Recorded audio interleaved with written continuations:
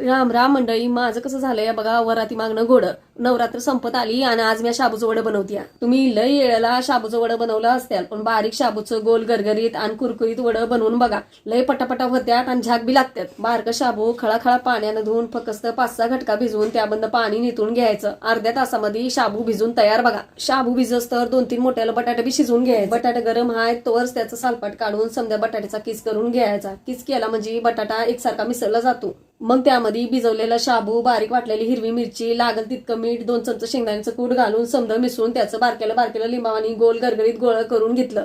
चांगलं 18-20 वडं तयार होत्यात बघा. घरामध्ये उपास जरी एकाचा असला तरी वडं समधी खात्यात. त्या पाय बारक्याला वडं बनवून घ्यायचं. मग कढईमध्ये तेल गरम करून 5-6 वडं चांगलं लाल कुरकुरीत व्हायचं तळून घ्यायचं. वडं तळताना गॅस कमी अधिक करीत 5-6 घटका वडं तळायचं. वडं तळताना गॅस बारीक ठेवला तर वडं त्यात पेत्यात आणि मोठा ठेवला तर वडं बाहेरनं जळत्यात बघा. बघा किंवा वडं कसलं कुरकुरीत झाल्यात. तुम्हाला मी काट्यानं त्याचा आवाज काढून दावते. आणि तुम्हासनी असं हे गोल गरगरीत आणि बाहेरनं कुरकुरीत आणि आतमधनं मऊ वडं जर आवडले असत्या तर ठेंग्याचं बटन दाबा विसरू नका.